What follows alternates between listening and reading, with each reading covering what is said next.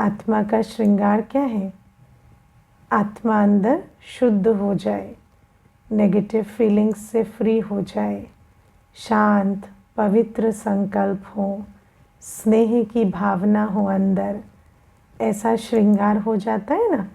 जब ज्ञान सुनते हैं, जब याद में बैठते हैं, तो बाबा कहते ज्ञान योग से श्रृंगार तो मैं कर देता हूँ, लेकिन फिर तुम माया की धूल में पड़ के उस श्रृंगार को खराब कर देते हो, है ना। तो सारे दिन में माया की बहुत सारी धूल आती है और वो श्रृंगार खराब हो जाता है। अब आज हम थोड़ा गहरी बातें समझेंगे। आज बाबा ने कहा कि तुम अपनी ही भूलों के भ्रम में फंस जाते हो और फिर तुम संशय में आ जाते हो। संशय माना तुम मुझ पे डाउट करने लगते हो, और जब मुझ पे डाउट करते हो तो फिर ना तो श्रीमत पे चलते हो, जो भी तुमने चेंज किया है अपने अंदर, है ना, उठने का, खाने का सारा सिस्टम, वो सारा फिर बदल जाता है जब बाबा पे डाउट आता है, संशय आता है। और फिर बाबा ये भी कहते हैं फिर तुम विकारों पर भी जो जीत पा रहे थे वो भी हो नहीं पाता, क्योंकि वो तो निश्चय के बल से ही पा रहे थे। अब कई बच्चे तो आज क्लास में वो भी बैठे हैं जो बिल्कुल नए हैं, है ना, तो अभी तक निश्चय बुद्धि भी पूरे नहीं बने हैं, है ना। लेकिन थोड़ा सा आज हम इन बातों को समझेंगे। बाबा आज हमें मेनली कहते हैं तुम अपनी ही भूलों के भ्रम में फंस जाते हो ना। अपनी ही भूलों के भ्रम क्या होते हैं? तो पहली चीज़ है, हम 63 जन्म से 2500 वर्ष से भूलें कर रहे हैं, राइट। हम भूलों की दुनिया में ही रह रहे हैं ना। हम जो भी कर रहे थे वो भूल ही था, विकारों के वश, मनुष्य मत के वश हम भूलें कर रहे थे, और वो भूल आज हमारे संस्कार हैं, हमारी मान्यताएं हैं। वो भूल आज भूले नहीं हैं, जो भूलें हमने की हैं वो हमारे संस्कार हैं और हमारी मान्यता है, ठीक है। इसको थोड़ा सा समझेंगे। जैसे एक छोटा सा सेंटेंस लेते हैं, बाबा हमें जो भी हमारी प्रॉब्लम्स हैं उनको ठीक करने का काम करते हैं, ठीक है। अब ये बात भूल है,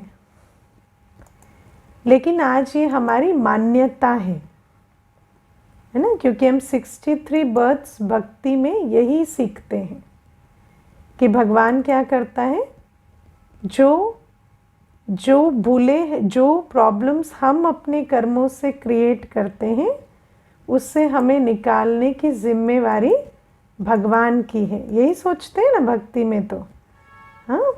लेकिन ये भूल है, पर ये भूल आज हमारी मान्यता है, और ये जो भूले हैं इन्हीं में हम फंस जाते हैं, ठीक है। देखो बाबा हमें, अगर हमें उन्हीं मान्यताओं में चलना था जो मान्यताएं हम 63 जन्मों से रखते हुए आ रहे हैं, तो बाबा को आने के बाद 7 दिन का कोर्स कराने की, 21 दिन का कोर्स कराने की, मुरली सुनाने की क्या ज़रूरत थी? जैसे हम पहले बाबा बाबा करते थे और सोचते थे जो भी मुसीबत आएगी बाबा हमें निकाल देगा, वही सिस्टम चलता। फिर इतनी पढ़ाई, इतना ज्ञान, इतना योग किसके लिए, है ना। तो ये जो पढ़ाई है, ये जो याद की विधि है, जो हमें बाबा पवित्रता सिखाते हैं, रूहानी सेवा सिखाते हैं, है ना। राजयोग माना 4 चीज़ें, ज्ञान, योग, पवित्रता और सेवा। ये 4 चीज़ें बाबा हमें सिखाते हैं। अब ये क्यों सिखाते हैं? तो बाबा हमें समझाते हैं कि तुम आत्मा जो यहाँ पर 5000 वर्षों से पाठ बजा रही हूँ ना, तुम्हारे जो तुमने विकर्म किए हैं, उन विकर्मों का खाता, उन विकर्मों का बोझ तुम पर बहुत बड़ा चढ़ा हुआ है। ठीक है? और उस विकर्म के बोझ के कारण तुम्हारे जीवन में बहुत सारी परिस्थितियाँ आएंगी, बहुत सारी अनफेवरेबल आत्माएं जिनका आपको, आपके प्रति कोई स्नेह नहीं होगा, सहयोग नहीं होगा, ऐसी आत्माएं आपके आसपास होंगी।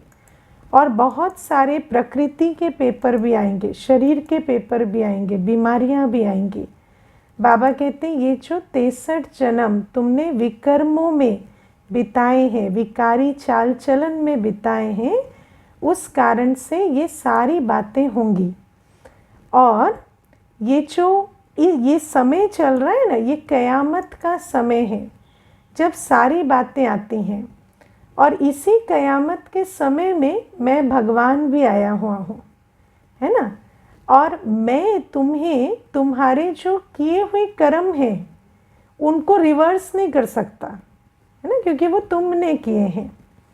लेकिन मैं तुम्हें क्या सिखा रहा हूँ कि इनके बावजूद, शरीर की समस्याओं के बावजूद, धन की समस्याओं के बावजूद, आत्माओं के विघ्नों के बावजूद तुम क्या करो, तुम मुझे याद करो, है ना। तो बाबा हमें विधि सिखाते हैं, याद का ब्रह्मास्त्र देते हैं। ठीक है, तुम मुझे याद करो। और कैसे याद करो? देह सहित देह के सब धर्मों संबंधों को भूल मुझे सर्व संबंधी के रूप से याद करो, मुझे मेरे सर्व गुणों के साथ याद करो। फरियाद नहीं करो, मुझे प्यार से और यथार्थ याद करो। और बाबा कहते हैं इस याद से तुम्हें बल मिलेगा। और फिर बाबा कहते हैं तुम पवित्रता की धारणा करो, पवित्रता की धारणा से तुम्हारे अंदर शक्ति आएगी। और तुम रूहानी सेवा करो जिससे पुण्य का खाता जमा होगा। तो बाबा हमें कहते हैं कि अभी तुम्हें ये 2 चीज़ें करनी है। एक, ज्ञान योग धारणा सेवा से तुम्हें क्या करना है, आज जो भी बातें आ रही हैं उसे शक्ति स्वरूप बन के पार करना है। लेकिन मेन प्रश्न है पार करके क्या करना है ना, पार करके क्या करना है। तो पार करके तुम्हें इस समय ज्ञान का बल, याद का बल, सेवा का बल जमा करना है। और इस समय तुम्हें इतनी पुण्य की कमाई करनी है, इतने संस्कार परिवर्तन करने हैं कि तुम कल सतयुग में जा सको। ठीक है, राइट, है ना। बाबा ने कभी हमें कहा है कि तुम अब मेरे बन गए हो बच्चे, तुम्हें कभी बुखार नहीं होगा, तुम्हारा कभी कोई नुकसान नहीं होगा, है ना, तुम्हें कोई अभी कोई अपशब्द नहीं कहेगा, तुम्हें कोई भी विपरीत परिस्थिति नहीं मिलेगी। बाबा ऐसा कभी नहीं कहते। बाबा कहते हैं कि जो भी परिस्थितियां हैं, है ना, उनमें तुम्हें अब मेरी शक्ति के प्रयोग से उन्हें पार करना है। तुम मेरे से जुड़कर शक्तिशाली बनो, उन्हें पार करो। और सबसे इम्पोर्टेंट बात, उनको पार करने का लक्ष्य ये है कि संगम युग का समय, थॉट, टाइम, एनर्जी जो उसमें जा रहा था, उसको उससे जूझने में जा रहा था, उसको अब तुम सेवा करने में लगाओ, उसको अब तुम अपनी आत्मिक शक्ति बढ़ाने में लगाओ और ऐसे संस्कार बनाओ जो तुम्हें सतयुग में जाने में मदद करे। ठीक है, तो ये है बाबा की श्रीमत, है ना। लेकिन हम क्या करते हैं, हम अपनी ही भूलों के भ्रम में फंस जाते हैं, है ना। कैसे फंस जाते हैं? जैसे ही कोई विघन आ जाएगा तो कहेंगे हम तो इतने दिनों से मुरली सुन रहे हैं, है ना। मुझे एक बहन ने फ़ोन किया और बोला कि मैंने टीवी पे सुना है कि 21 दिन योग करने से परिवर्तन हो जाता है, इतना ही बोला उसने। तो मैंने कहा हाँ ये तो सच है, 21 दिन योग से परिवर्तन होता है। उतने में उसने फ़ोन रख दिया, है ना। उसके बाद 18 दिन के बाद, 21 भी हुए नहीं है, 18 दिन के बाद मुझे फ़ोन करती है कि मैं सोच रही थी कि एक फलाना एक भाई है ना, एक युवा है, उसको उससे मुझे प्यार हो गया है, तो मैं 18 दिन से योग कर रही हूँ लेकिन उधर से कोई रिस्पॉन्स आ नहीं रहा है, तो मुझे कुछ दिख नहीं रहा है तो कोई परिवर्तन हो नहीं रहा है ना। तो मैंने उसको कहा कि ऐसा थोड़ी है कि आप योग करोगे तो पपीते के पेड़ पे आम उगाएंगे, ऐसा तो कोई नियम नहीं है ना। जो ड्रामा में है उसके लिए योग किया जाता है, जो ड्रामा में नहीं है, अगर उनका कोई इंटरेस्ट नहीं है तो अब आप योग करेंगे तो थोड़ी इंटरेस्ट जाग जाएगा, है ना। तो बाबा हमें कहते हैं कि मैं तुम्हें कोई ऐसा परिवर्तन नहीं सिखा रहा हूँ जो डेस्टिनी में नहीं है। बाबा कहते हैं ये जो विनाश है ये प्रीडेस्टिन्ड है, ये होना ही है। तुम्हारे योग करने से विनाश नहीं होगा या छत गिरेगी सबके सर फूटेंगे तुम्हारा नहीं बच जाएगा, ऐसा कुछ नहीं होने वाला है। लेकिन बाबा कहते हैं कि मुझसे तुम योग लगाएंगे तो तुम इस समय ये जो तुम्हारे 63 जन्मों के पाप है ना, उसको चुक्त करने में अपना टाइम वेस्ट नहीं करोगे, उसको चुक्त करने में अपनी जीवन नहीं लगाओगे, उसको तुम मेरी शक्ति से चुक्त कर लोगे और वो जो टाइम बचेगा उससे तुम अपना भाग्य भी बना लोगे। समझ आया? अब एक बात हमें यहाँ समझ लेनी है, हमारे सिर पर 63 जन्मों का बोझा एनीवेज है और उस बोझे के कारण हमारी परिस्थितियाँ अनुकूल नहीं होने वाली है। हम बाप का बने या ना बने उससे हमारे जीवन में जो परिस्थितियाँ आती हैं उसका कोई लेना देना नहीं है। शरीर में जो रोग आते हैं, जो संबंध में परेशानियाँ आती हैं, जो धन की समस्याएं आती हैं, वो तो हमारे कर्मों का लेखा जोखा है। उसमें ना तो बाबा के होने से फ़र्क पड़ता है ना होने से फ़र्क पड़ता है। लेकिन जब हम बाबा के बनते हैं तो अंतर क्या आता है, हम बाबा के साथ साथ शक्तिशाली बन जाते हैं।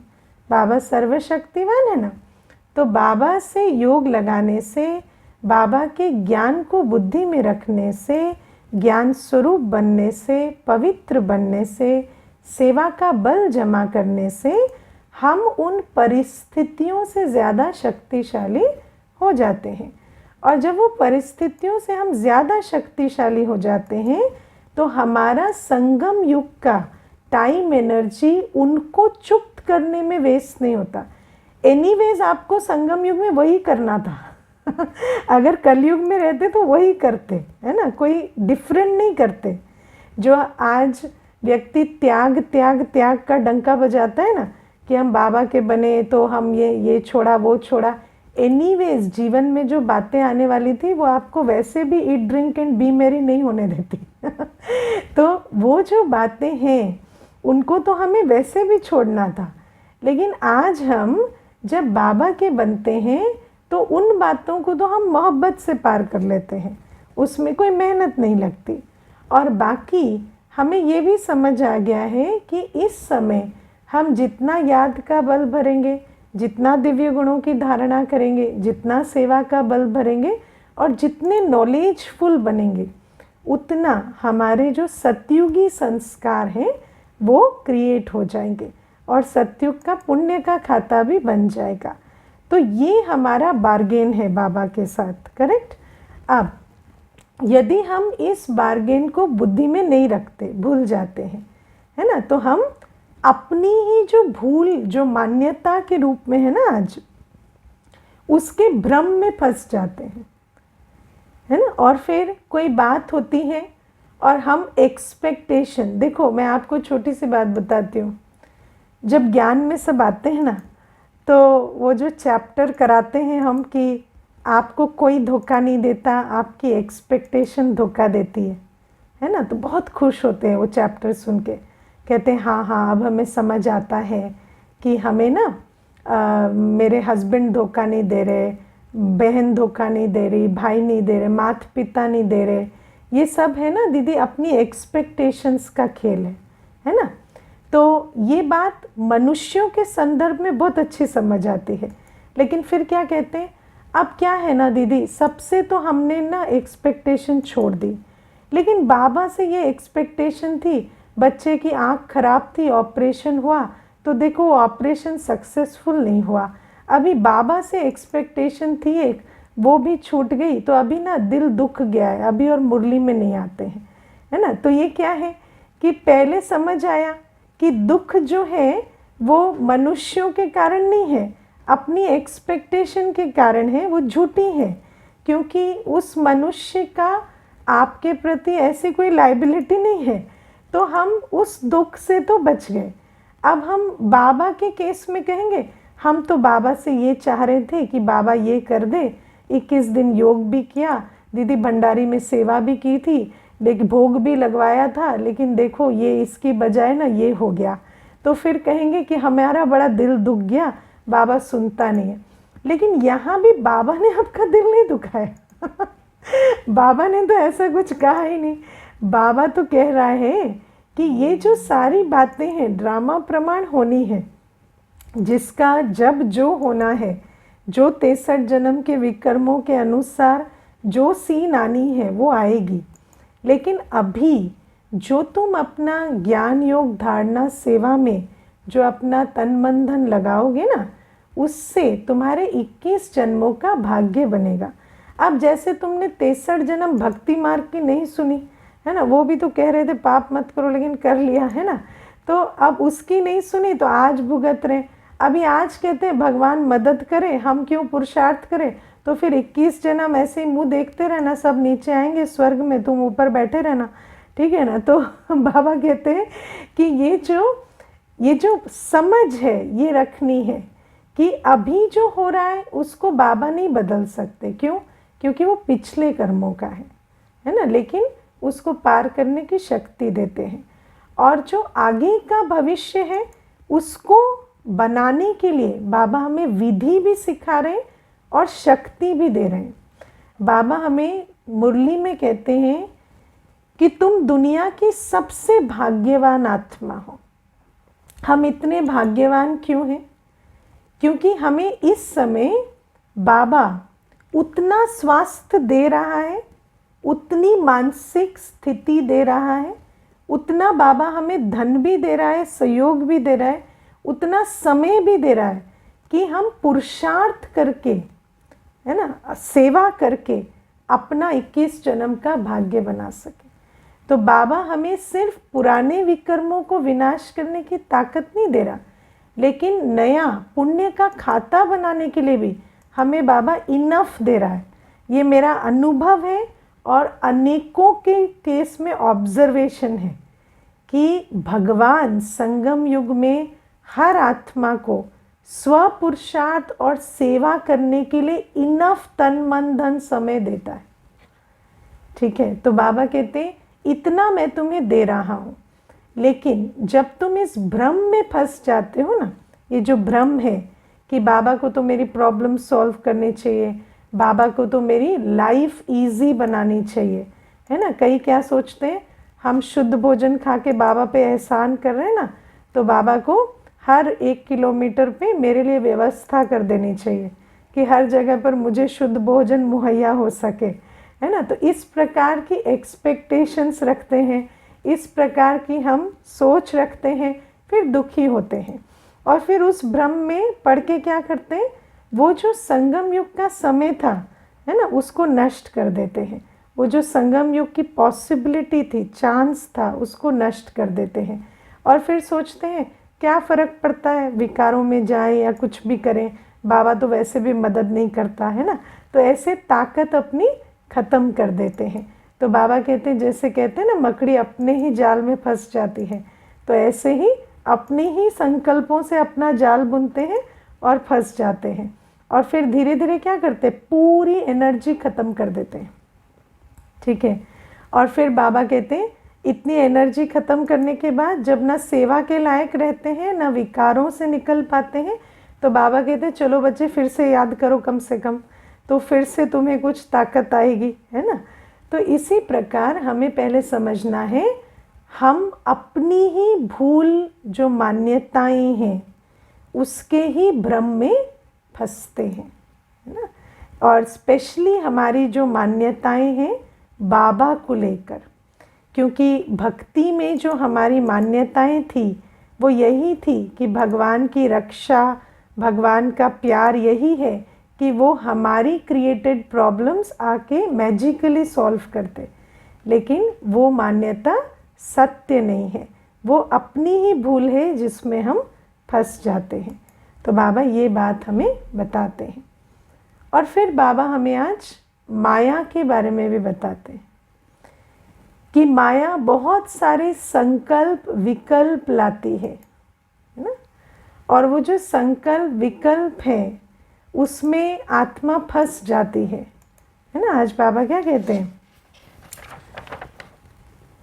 माया तो बहुत विकल्पों में लाएगी, बहुत तूफान आएंगे, दिवाला निकल जाएगा, फिर कहेंगे ये क्या बाबा का बना तो ये हाल हुआ, है ना। दिवाला निकल जाएगा माने पैसा ख़त्म, हाँ। तो फिर कहेंगे बाबा का बने तो ऐसा हो गया, है ना। फिर कहते बाबा, परंतु बाप कहते तुमने तो शिव बाबा को सब कुछ दे दिया, तुम तो ट्रस्टी हो, वो तुमको पूरा हिसाब दे देंगे, तुम चिंता क्यों करते हो, है ना।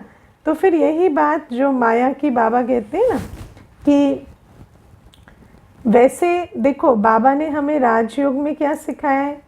राजयोग माना देह सहित, देह के सर्व धर्मों और संबंधों को भूल अपने को आत्मा समझ और बाबा को याद करो, ठीक है ना। तो क्या कहेंगे, हाँ हाँ हाँ दीदी, हमने तो ना बाबा को सब कुछ सौंप दिया है, ठीक है ना। बाबा को सब कुछ सौंप दिया, देह भी बाबा की, संबंध भी बाबा के, मेरा सब कुछ बाबा का। सब तेज तेज हाथ उठाते हैं जब कहो ना बाबा को दे दिया है, कहेंगे हाँ।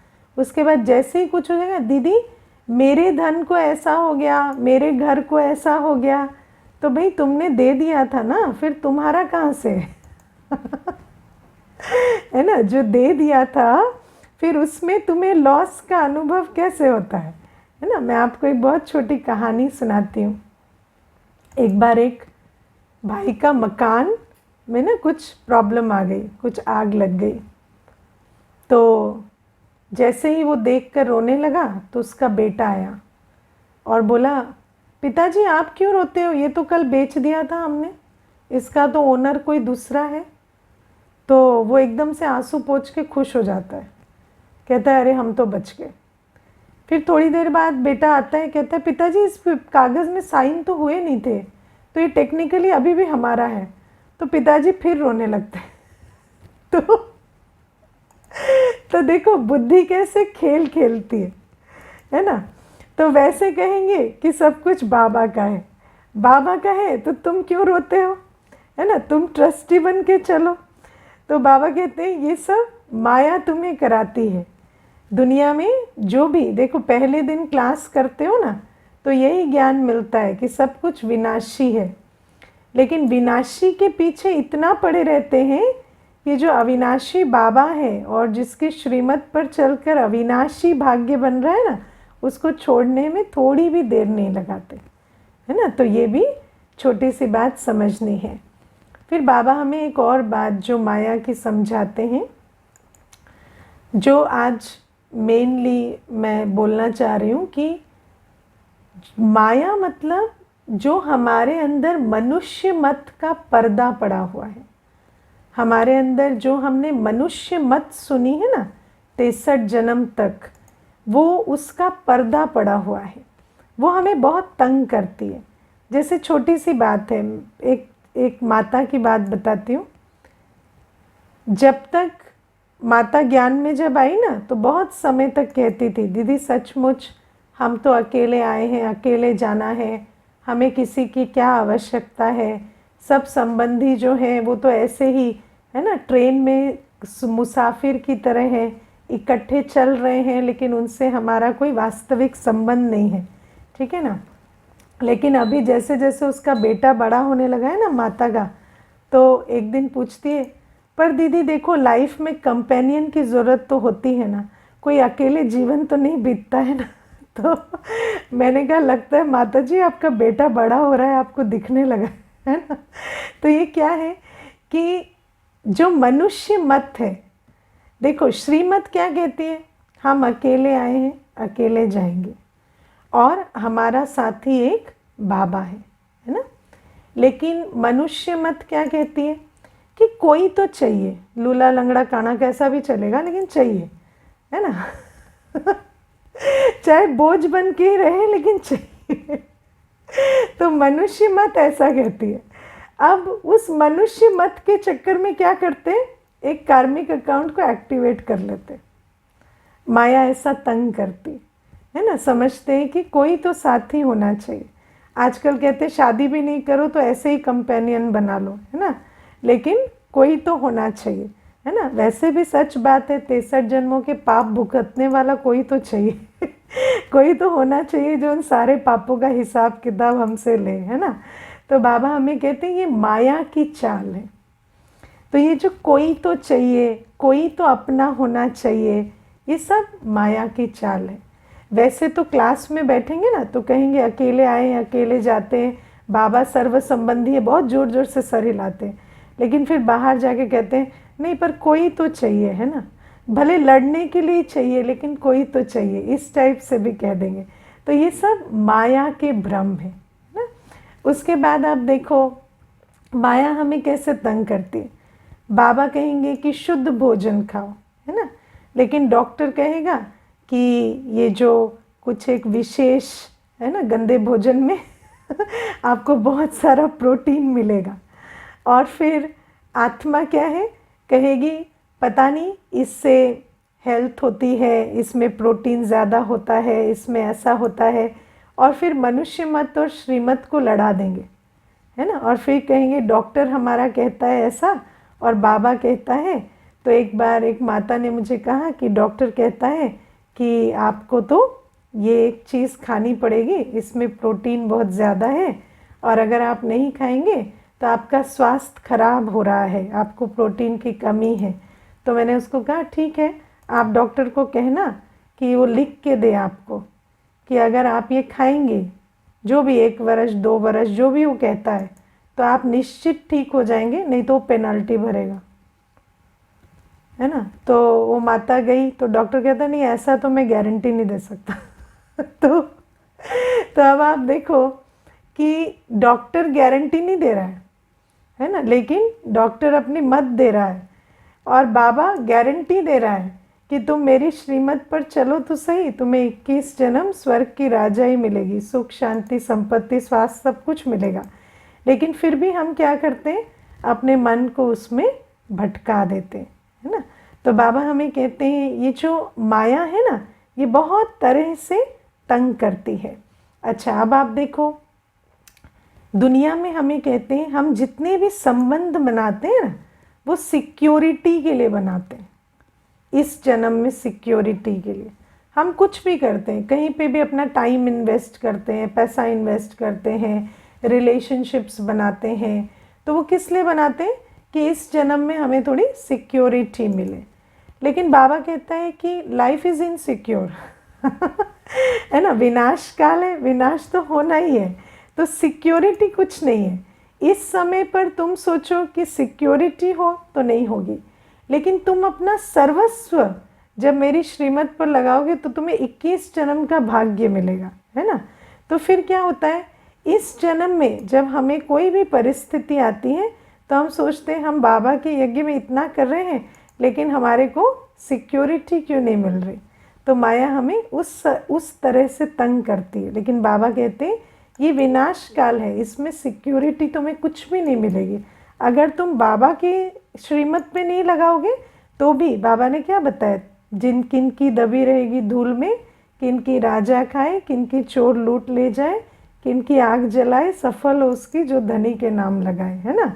तो अगर नहीं भी बाबा की श्रीमत पे लगाओगे तो कोई तुम्हारे काम नहीं आएगा, वो सब कुछ वेस्ट हो जाएगा, या तो धूल में दबा रहेगा, या राजा खाएगा, गवर्नमेंट ले जाएगी, या है ना चोर लूट लेंगे, कुछ ना कुछ होगा, है ना।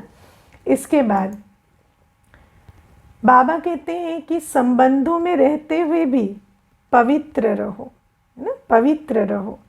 लेकिन व्यक्ति समझता है शायद पवित्र रहने से हमारे संबंध बिगड़ जाएंगे, है ना। पवित्रता को यदि हम अपने जीवन में धारण करें तो हमारे संबंध बिगड़ जाएंगे। लेकिन क्या पवित्रता से संबंध बिगड़ जाएंगे? नहीं, संबंध तो ऑलरेडी बिगड़े हुए हैं। पवित्रता से रिवील हो जाते हैं कि कितने बिगड़े हुए हैं, है ना। है ना। जैसे अपवित्रता की पेमेंट कर करके संबंधों का लाइफ एक्सटेंशन कर रहे हैं ना, तो वो लाइफ एक्सटेंशन जब बंद हो जाता है तो सच में पता चलता है पूरे एक्सपायरी पे है ना। तो बाबा कहते हैं वो जो लाइफ एक्सटेंशन है वो इम्प्योरिटी की ब्राइब दे दे के मत करो, अभी जो है सो उसको रिवील होने दो। अगर संबंध का बेसिस, किसी भी संबंध का जो फाउंडेशन है वो विकार है, तो उसकी नींव ऑलरेडी खराब है। वो संबंध वैसे भी कोई चलने वाला नहीं, है ना। लेकिन हम जो सोचते हैं चलो विकार ही सही, लेकिन विकार की पेमेंट कर करके ही संबंध जिंदा रहे, तो बाबा कहते हैं इस प्रकार से संबंधों को लाइफ एक्सटेंशन मत दो।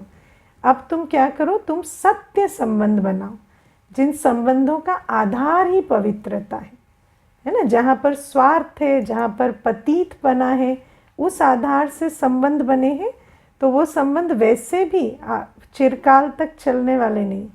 तो बाबा कहते हैं अब तुम पवित्रता को जीवन में धारण करो, जो रहता है रहने दो, जो जाता है उसको जाने दो, लेकिन मेरे साथ तुम मेरे बल, मेरे भरोसे से चलो। और धीरे धीरे जब तुम ये एक परिवर्तन जीवन में लाओगे, तो जब तुम सतयुग में जाओगे तो तुम्हारे जो संबंध होंगे उन संबंधों का आधार विकार नहीं होंगे, स्वार्थ नहीं होगा, है ना। शरीर के, देह के सेंसुअल प्लेजर्स उन संबंधों का आधार नहीं होगा। तो बाबा कहते हैं ये जो माया तुम्हें भ्रम में लाती है ना कि ये संबंध है, ये कंपेनियनशिप का स्वरूप है, इन भ्रमों में तुम फंसो नहीं। और बाबा कहते हैं माया तुम्हें और भी देह के भ्रमों में भी बहुत लाती है। देह के भ्रम किस प्रकार के हैं कि अगर हमें अशुद्ध भोजन नहीं मिला, या अगर हमें विकार नहीं मिला, या अगर हमने जीवन को सादा बना दिया, श्रीमत अनुसार बना दिया, तो शायद हमारे जीवन में सारा रस खत्म हो जाएगा। लेकिन ऐसा है? ऐसा है? आप किसी एडिक्ट से बात करो, उसको लगता है कि उसकी दुनिया में बहुत एंटरटेनमेंट है ना, लेकिन वो उसका भ्रम है। तो ऐसे ही माया भी हमें भ्रमित करती है कि ये जो इंद्रिय सुखों के बल से आत्मा सुख का अनुभव कर रही है ना, वो वास्तविक सुख है। लेकिन बाबा कहते नहीं, इन माया के भ्रमों से निकलो।